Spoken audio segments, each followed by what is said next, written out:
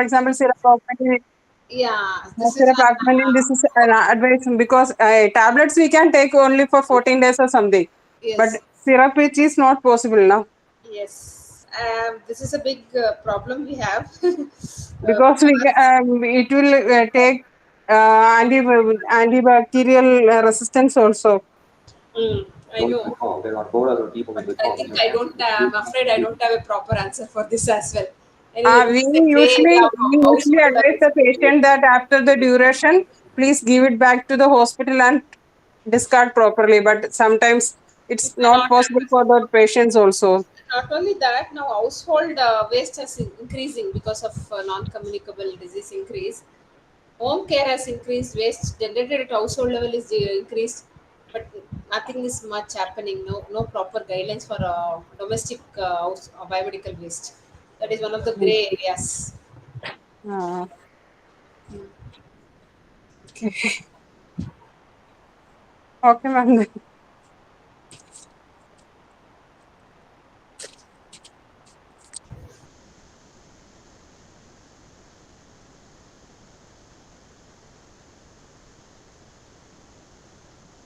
We'll wait for 5 minutes and then start.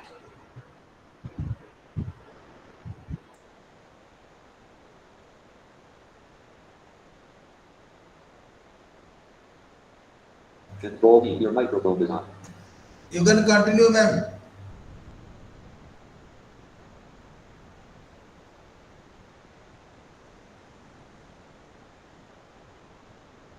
Can I start, sir?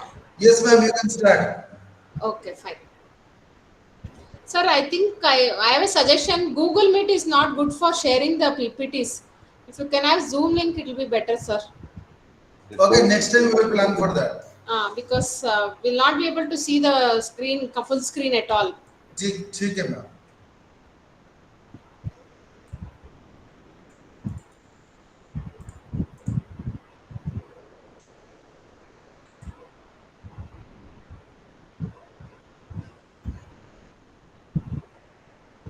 One minute.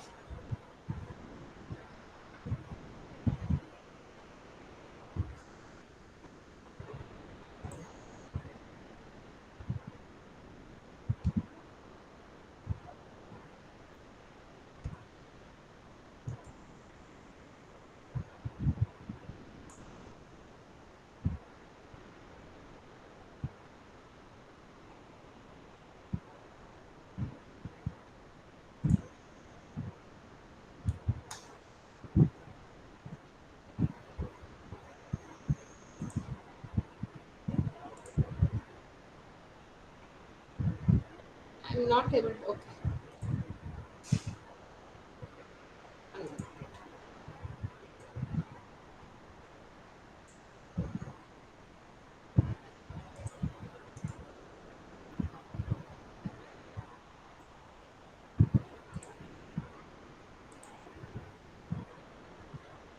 Just a minute. Sharing the thing.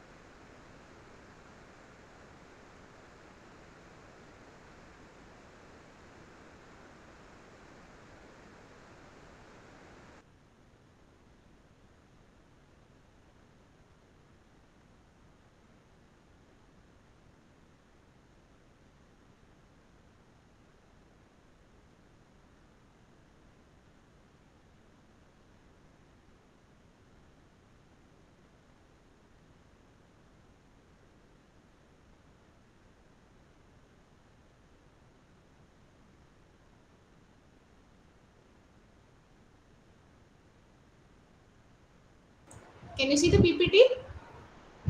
Yes, ma'am. Yeah. Good evening, one and all. To continue, is the slide moving? Ma'am, please change the slide. Oh, it's not moving. Okay. I think I have the same Yeah, now problem. it's moving.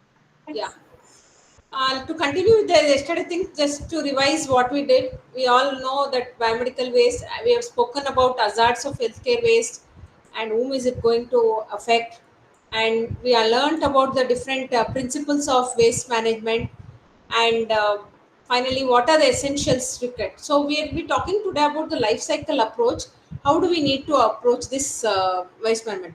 So what do you mean by life cycle approach? Means we are basically looking at waste management from the beginning till its final treatment. Okay, how we are supposed to handle it, and if you take it careful, in fact, we are now looking at zero waste concept. In fact, we are looking at as cyclical economy, circular economy, and circular waste. Okay, so the waste should come to the cycle and come back to the thing so that we do not have more of waste which is not untreated. So there are some essentials for safe management of biomedical waste. Apart from life cycle approach, it's important attitudinal change, which I told yesterday, and we need to have policies in place. And just a minute.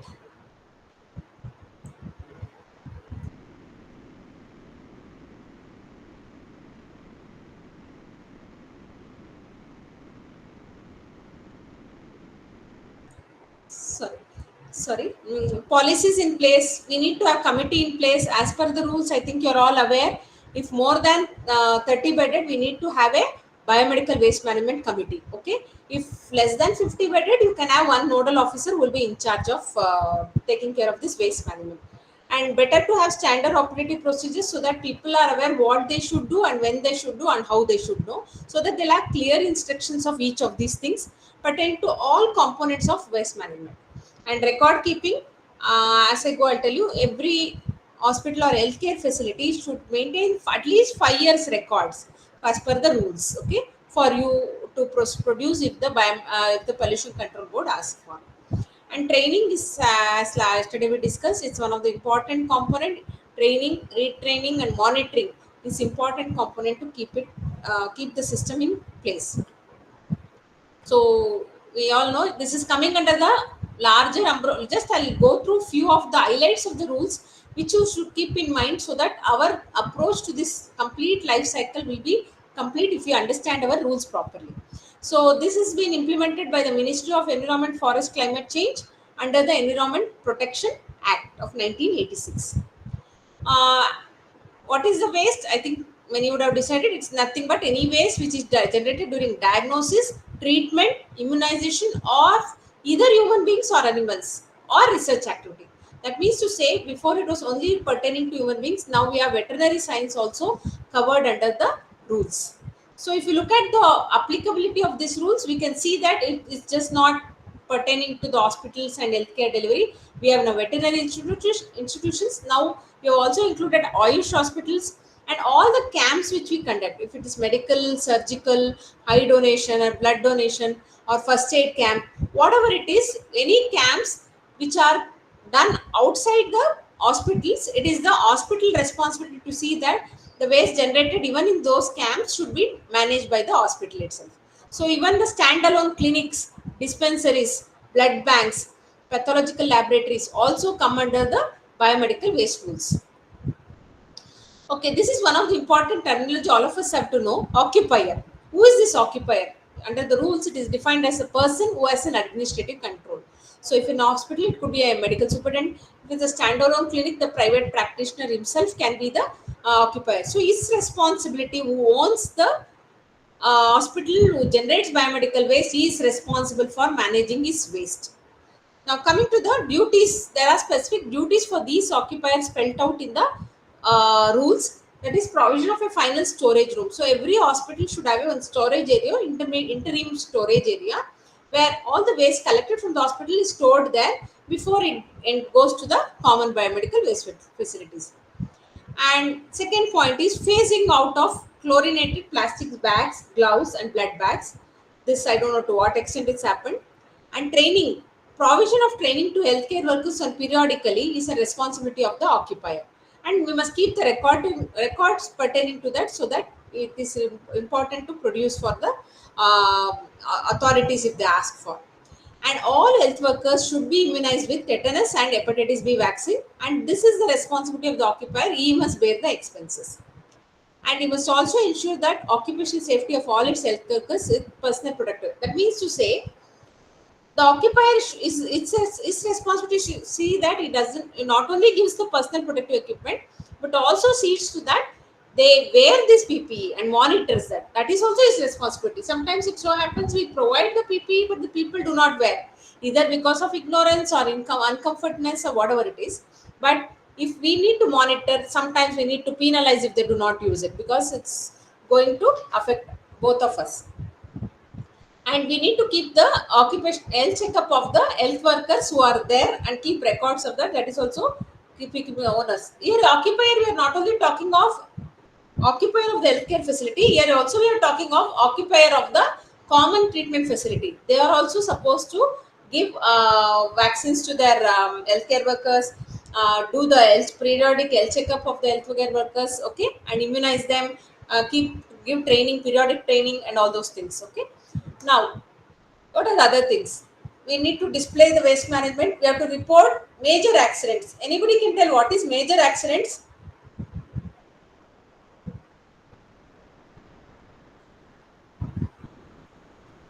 Anybody can tell which are the major accidents which we are supposed to report within 24 hours to the Pollution Control Board in Form 1? Ma'am, any leakage of, say, uh, gases which are objectionable, which are not as per the guidelines. Like we have in CSSD department, we have this ETO.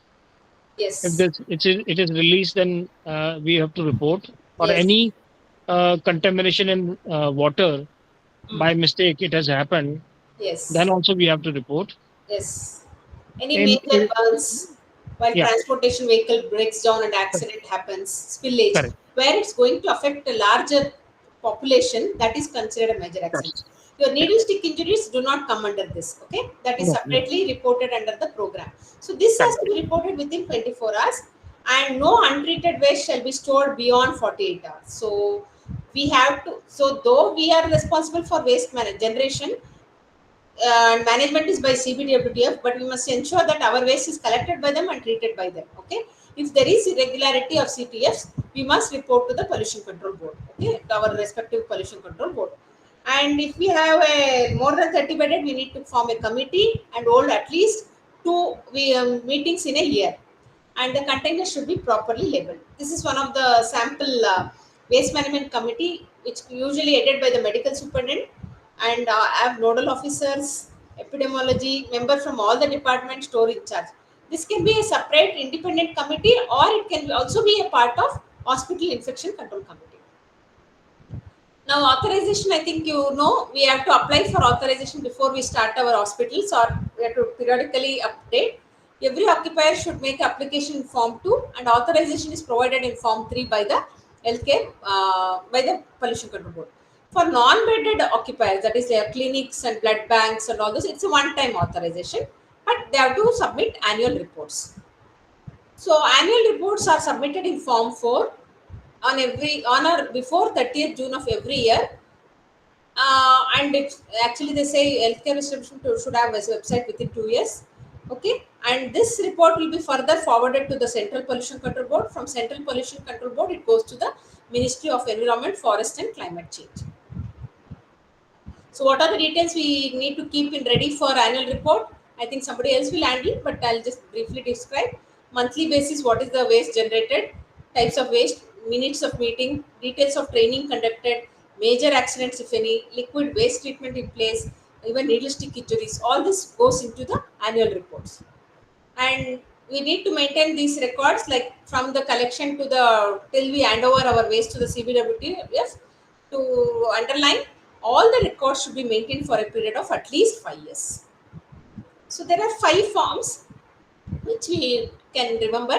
First form is to report accidents. That is what I told. We discussed about major accidents. Form 2 is application for authorization or renewal of authorization. Usually now application of authorization or renewal goes with your Air and Water Act. So usually it comes once in 5 years or so, depending on each of the state. Form 3 is the authorization granted by the Pollution Control Board. Form 4 is the annual report. Form 5 is if there is any objections from the pollution control board, you have an opportunity to go for appeal to explain your stand. So I'll not go into these forms. I'll skip this. This is the final report I was talking of. From the occupier, it goes to the pollution control board on by before 30th June. From 31st July, before 31st July, they have to report to CPCB, and CPCB by 31st August should report to the Ministry of Environment, Forest and Climate Change. Now there are different schedules, there are different standards which we need to maintain. So that is the reason why now all healthcare facilities, if there is a common biomedical waste facility within 75-kilometer radius, we must hand over our waste to them, because it's very difficult to maintain all these standards. If we say, if I'm in the hospital and I want to keep all these things, I have to maintain all the standards prescribed by the thing, and it is better we hand over our waste to them and they can do it as a centralized process as well.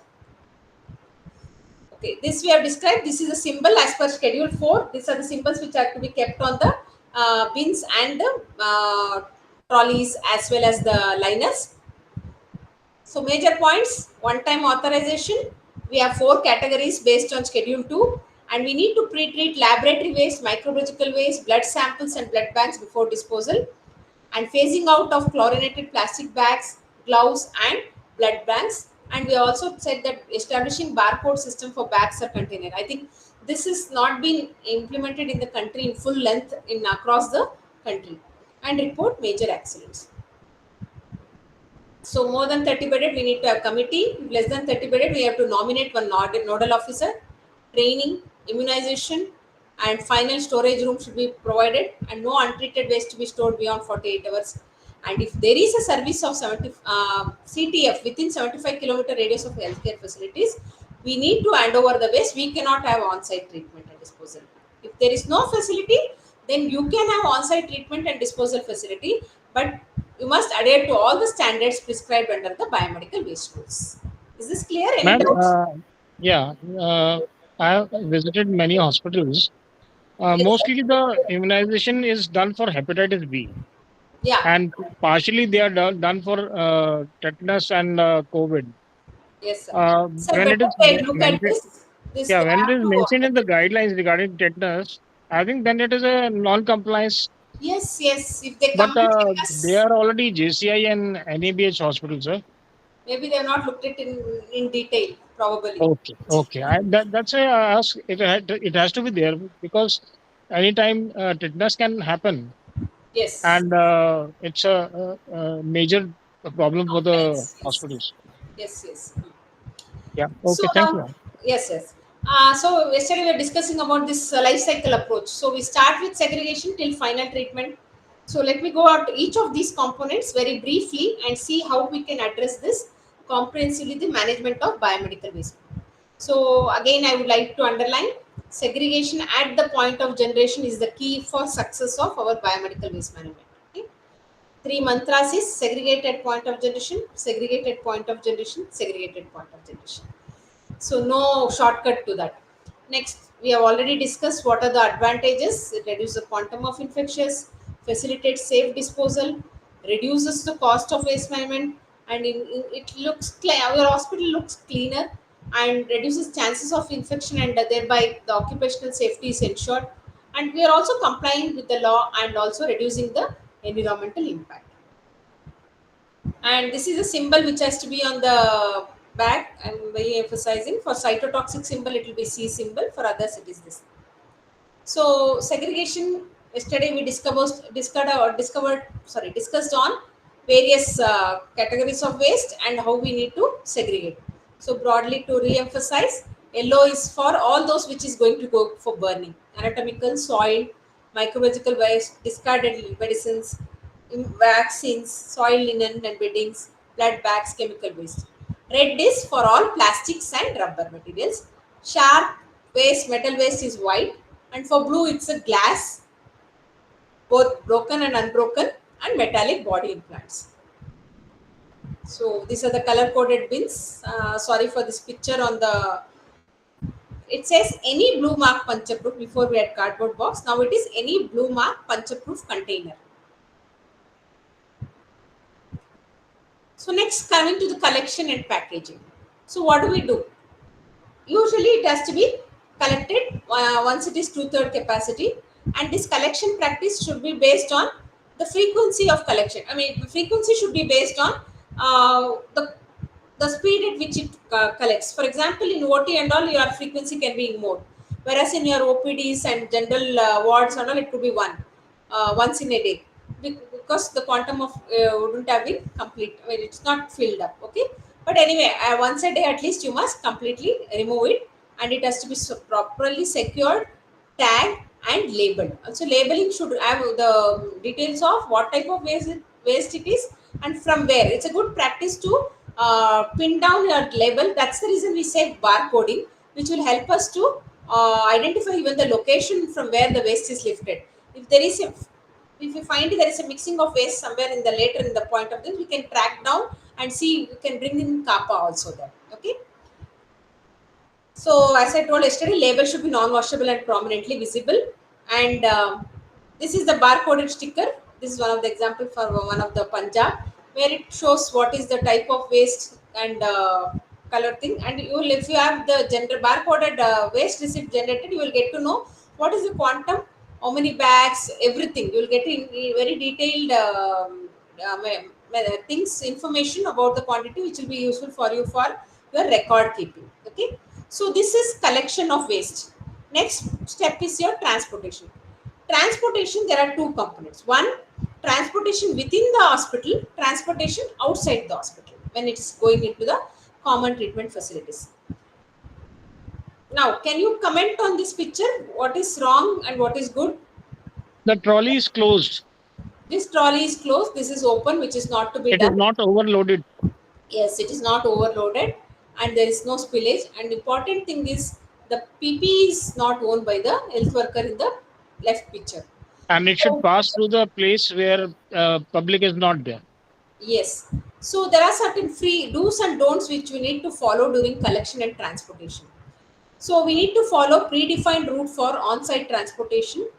Uh, have a fixed timings, and non-peak hours should be preferred. And frequency, as I told, it can be daily or on every shift. And wear appropriate PPE, and closed trolley with biohazard symbol should be used. And clean the trolleys. Preferably, if you have a trolley with compartments, you can collect your waste as per the segregated thing only. That will be better. And clean the trolleys daily, and the biomedical waste has to be weighed, barcoded, and documented in your logbook. So this is about the transportation within the hospital. Next comes the storage within the healthcare facility. Again, yes, there is a provision that we need to have Ma'am, a even the sterilization of trolleys are also required after each round. sterilization is difficult, sir. Better to clean with some good disinfectant, which will not harm your container, whatever it So is. after every round, it needs to Every be round you have to disinfected. wash and disinfect whatever you methods you want, so that just it is not infective. Okay. Okay. And this is the storage area where we can have lock and, it should be under lock and key. Limited access to the people where being there, should be covered, and preferable to have this color coded container. It can be as small as having small containers, or as big because of the hospitals. Okay, they can have simple containers, color coded container, bigger containers to collect all the smaller containers, and it should be having good washing facilities. And the water from this storage area should be connected to the ETP, that is effluent treatment plant. Am I fast? Can you kindly indicate to me? Sometimes I go a little bit fast, or should I slow down? It's fine, ma'am. Is it okay? Okay, fine. Thank you. Okay, so storage of areas you must keep in some points. It should be separate from general waste. You can't keep general waste and storage together. I mean, biomedical waste together, because there are likely chances of contamination. So we must keep them separate. It has to be protected from rain and sunlight. It has to have good lighting and ventilation. It should be away from the kitchen areas or the patient areas. It should be secured with lock and key with proper signage, and should have non-porous floor. And it should have adequate water supply and draining facilities, and outlet, as I told, should be rented to ETP. And preferably, not preferably, I would say, no infectious waste should be stored beyond 48 hours. If it is so, you should make measures to see that it is properly treated and kept on after informing the pollution control board. Next comes the off-site transportation. So who is up to storage area is the responsibility of the occupier of the healthcare facility. Now comes the responsibility of the occupier of the common treatment facility. From storage area to the common treatment facility, it is the responsibility of the CPWTF to collect this waste and then finally treat and dispose as per the guidelines or the rules. So the vehicle should be separate vehicle which will have the label, and I'll show you the video if I have. And the vehicle should have the address of the CTF. It should have waste tracking system enabled so that there is no pilferage of waste in between as well. Preferably, driver's cabin should be separate from the waste storage cabin. It should have lock and key. The vehicle should be cleaned and disinfected after every cycle. And the drivers and transporters should have certified training on handling healthcare waste. They should have consignment note and waste tracking note. And they should wear PPE while handling the waste at all times. And if there is any major accident, even they are supposed to report to the pollution control if there is some toppling of vehicle or a blast or a fire hazard or a waste spillage on the road or something. What remedial actions are taken, those things have to be reported to the state pollution control board. Now, next part is the treatment and disposal. Okay, so we learned about segregation, collection, transportation, in-house transportation, storage, and finally on the off-site transportation. Now we are coming to the treatment and disposal. Can anyone tell what is the difference between treatment and disposal? Is incineration a treatment or a disposal? It's disposal. Any other answer?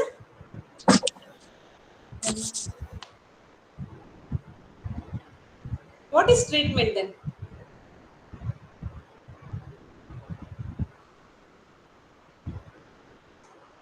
In fact, incineration is a treatment. It's an intermediate step actually. Okay, it's a treatment method. Okay, disposal is finally you have incineration ash because that is not the ultimate disposal.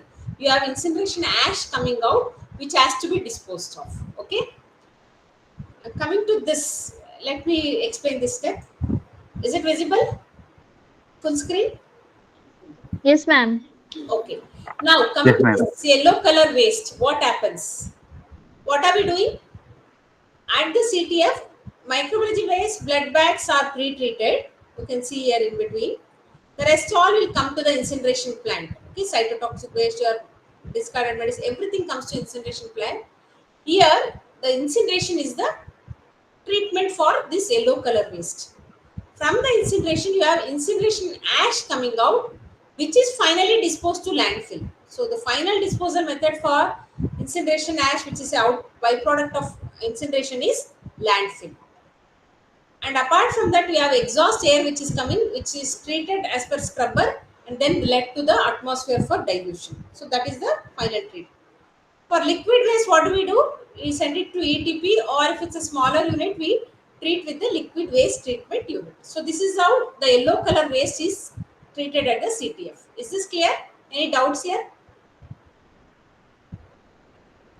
No, ma'am. You can have a look at this picture and keep this in mind so that you will know why you need to segregate. Okay, so no plastic should go into yellow. That's what I would want to drive the force, except for blood bags actually.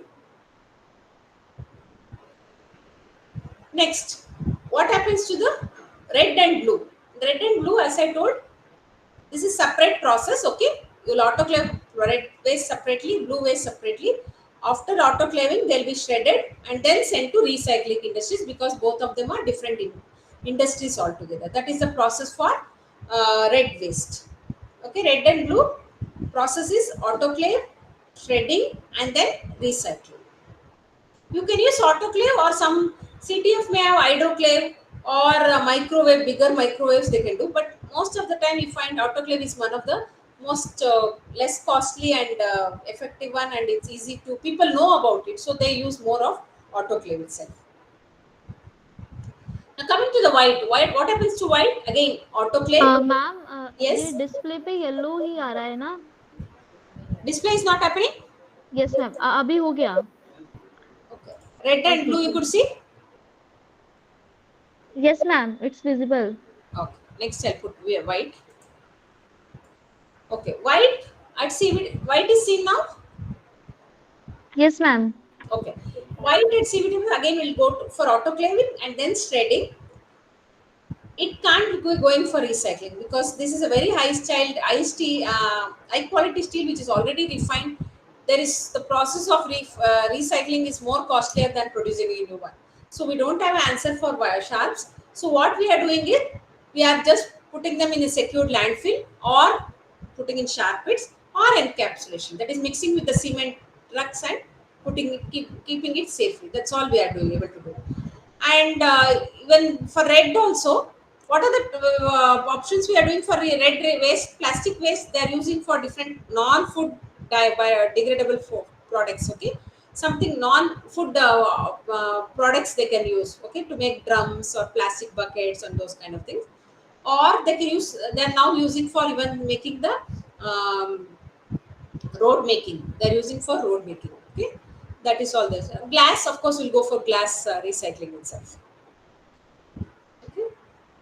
And also tell what happens to our yellow color waste if it is not treated connected to CBWDF. Some very few states I can say now, especially in some of the places in Odisha and I don't know in other states. What happens to this? Here it goes to deep burial. Yellow color goes to deep burial. That's why you could see, in PHCs and all, we had deep burial and all before, where your placenta and all would go. So this has to go deep burial, but your expired drugs and all you should not put into deep burial. You must send back to the manufacturer so that they can manage there from there.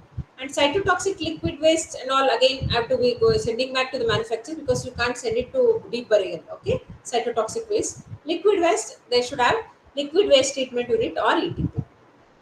Any doubts here? No, ma'am. Ma'am, please can you repeat it? Blue containers. Which one? Slide Blue up. one. Ma'am, blue. Blue. Yes, Yeah, ma'am. blue waste will be again autoclaved, shredded, and then recycled. In places where Shredded, ma'am. I shredding didn't. means making it smaller pieces, like powder Okay, powder. okay. Okay, Okay, okay, ma'am. shredding Okay. means small, making it to smaller pieces so that it is compacted. You can carry it easily. Okay, ma'am. Okay. Okay, in places where there is no CTF, what happens to red? Red is all plastic waste, right? You have to chemically treat or you can autoclave at your hospitals and then send it to recycling. Similarly, blue also. Chemically treat or autoclave and then send to recycling. Okay? Okay, This has to ma'am. be done by the other thing. White, usually they are chemically treated or autoclaved or hydroclaved and then put it into sharp pits safely. Again, this sharp pits means it's not just simple.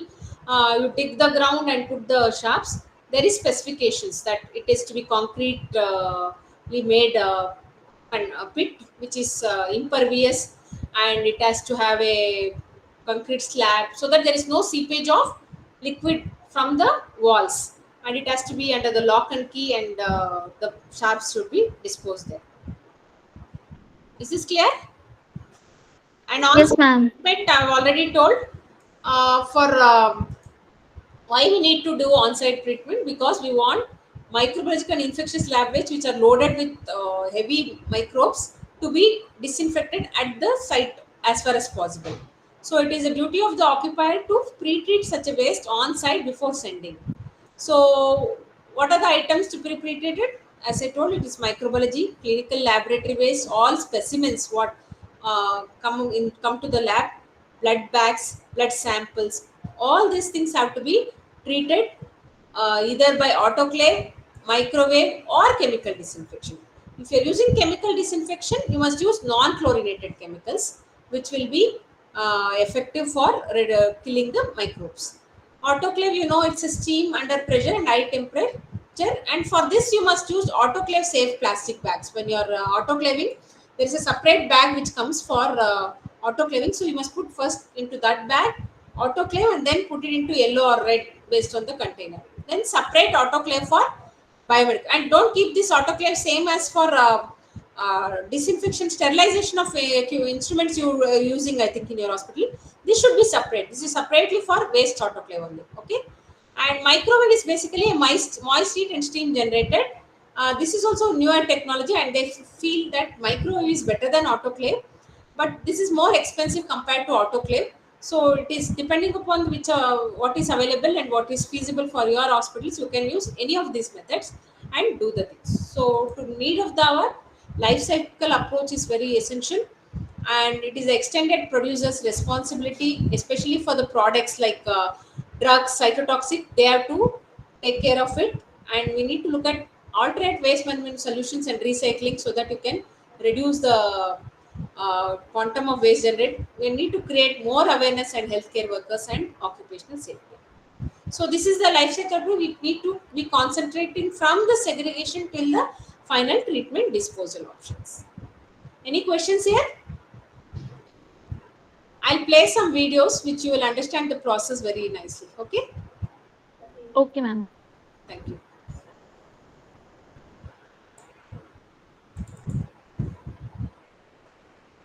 Next.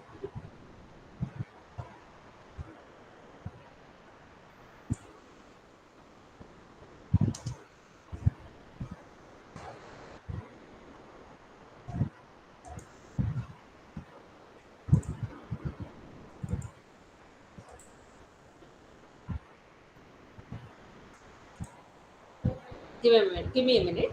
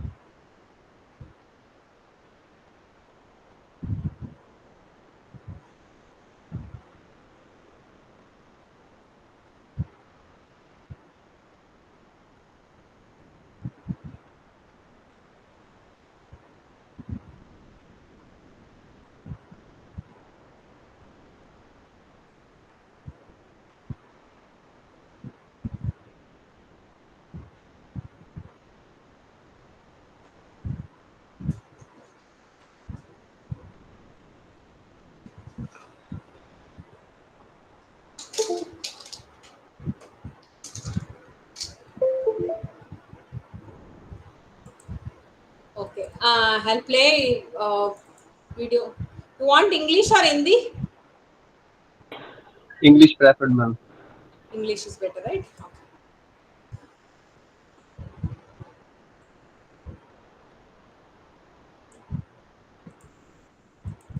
I'll start with introduction video.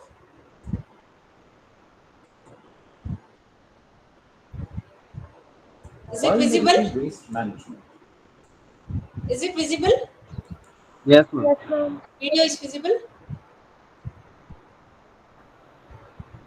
Not video, ma'am. It's the folder only. Okay, 1 minute.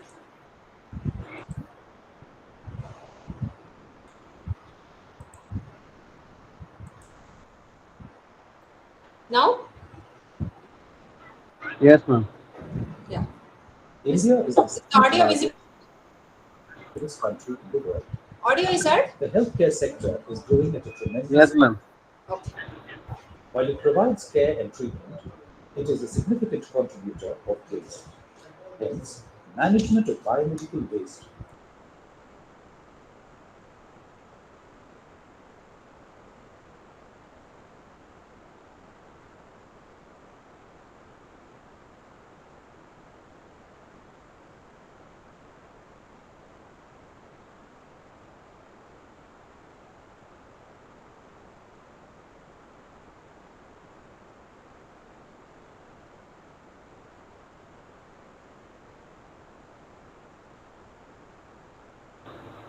Ma'am, no audio is available now.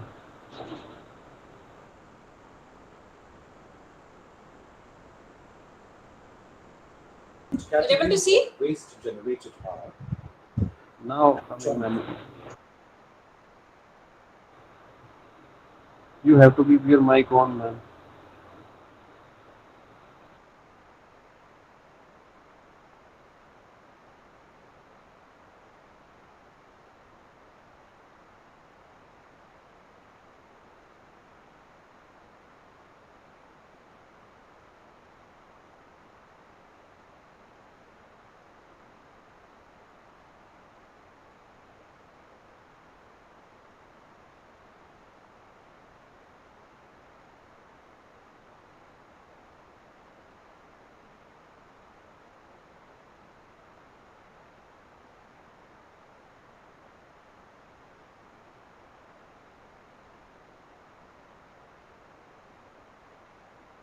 human carcinogens and are associated with a range of adverse health effects. Individuals at risk of being injured or infected due to biomedical waste include doctors, nurses, laboratory technicians, waste handlers, patients and their visitors, workers in common biomedical waste treatment facilities, workers in recycling industries, rag pickers, and general public as well. The four principles of biomedical waste management are reduce, reuse, recycle, and recover. Reduce the amount of waste generated by having good purchase and indenting practices. Reuse items like petri dishes and culture plates. Recycle waste like glassware and plastics. Recover waste like silver and mercury wherever possible. Biomedical waste should be scientifically managed as a life cycle approach from generation to final disposal. It has the following components: segregation, pre-treatment, collection, on-site transportation and storage within the healthcare facility, followed by off-site transportation to the common biomedical waste treatment facility, and final treatment and disposal.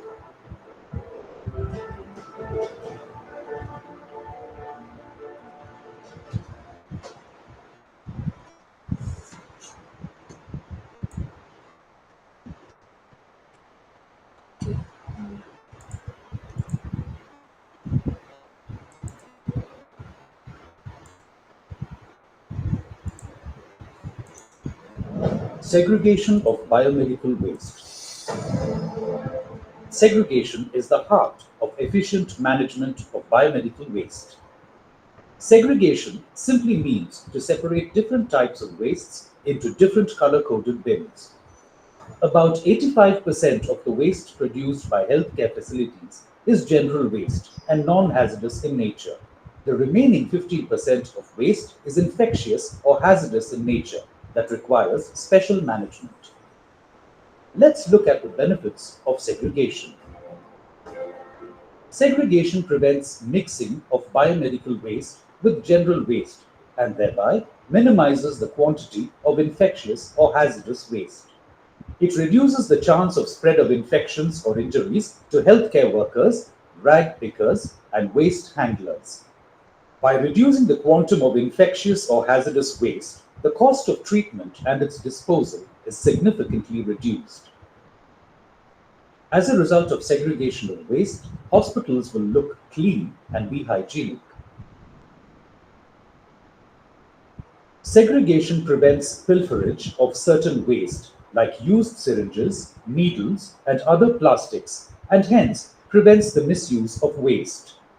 Segregation should be done at the point of generation of waste.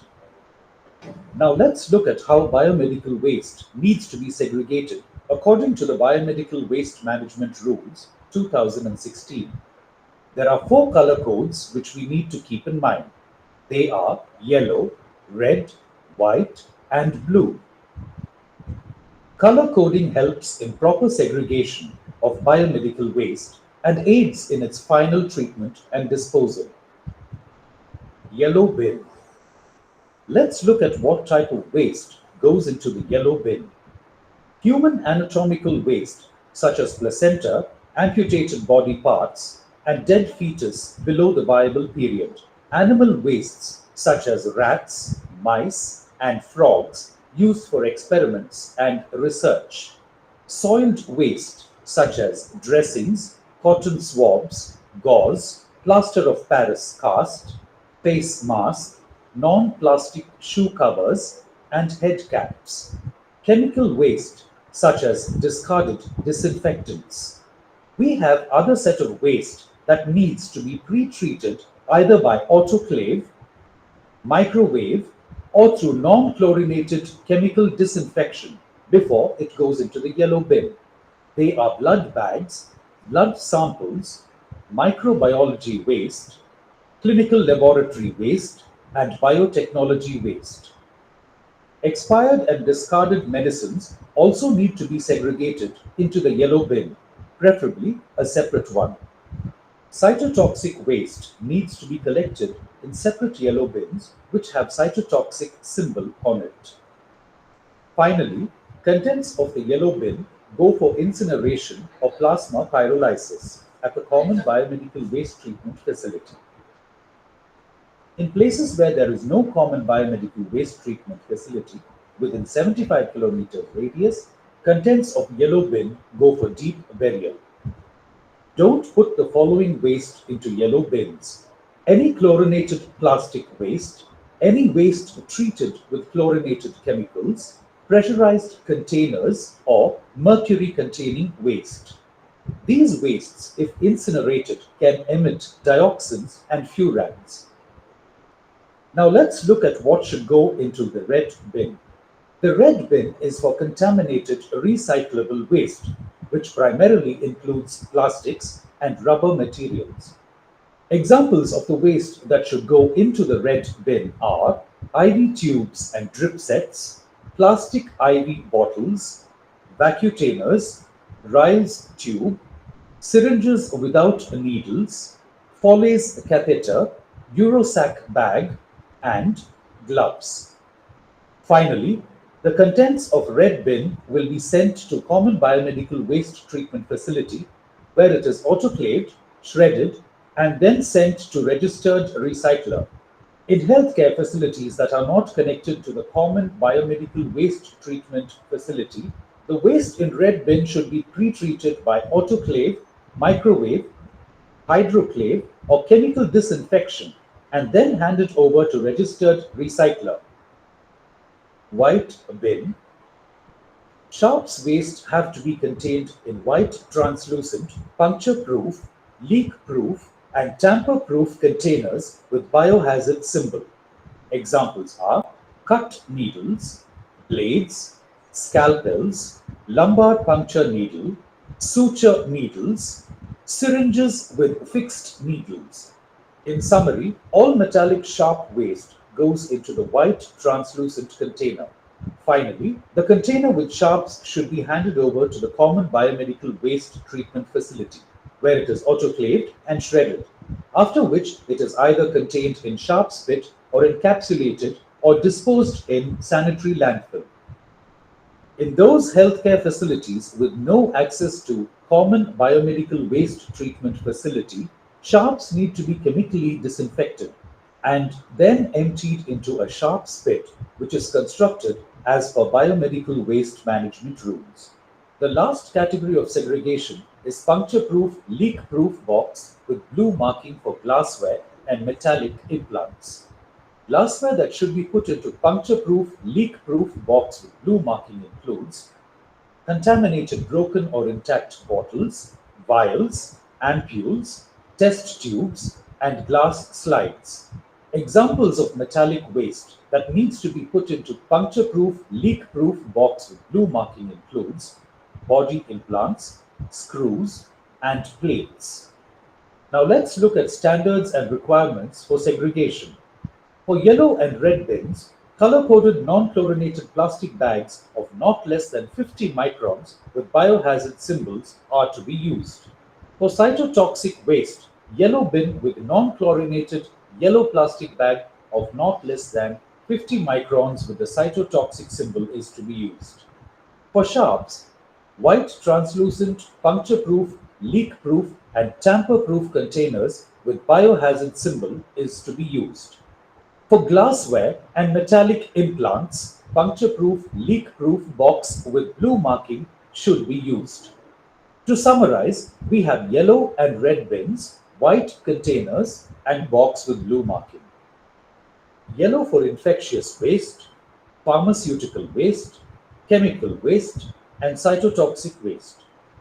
Red for contaminated recyclable waste such as plastic and gloves. White for metallic sharps. Blue for metallic implants and glassware. Remember, segregation should be done at the point of generation of waste. Okay. Thank you. We have more slides. I think these are modules developed from our end under one of the project from the UNIDO. These are available on for public use on the UNIDO website as well. Okay. Any questions till here? A few more videos which will use it when in the next classes.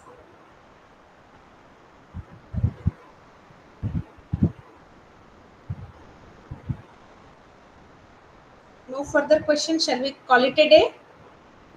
Ma'am, the autoclaving, the institution they are doing themselves, or they are sending it to the agencies which they have tied Sir, up. we are sending for everything to our institution only, but lab Okay. waste and microbiology and blood bags should be autoclave first from your end also. They'll be further Okay. done again, but we must do it. Okay. Okay.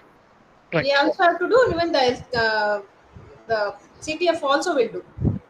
That is the thing. Okay.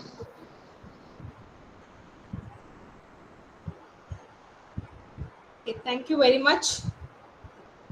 Thank you, ma'am. Thank you, Please, ma'am. ma'am, please share the slides because they are very good.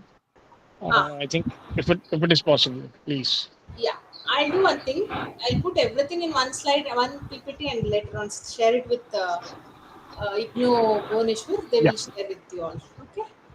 Thank you, ma'am. Okay. I Thank think you, we ma'am. have shared it before also.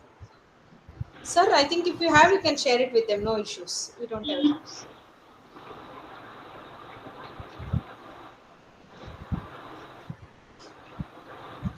Thank you very much. Good day. Thank you, ma'am.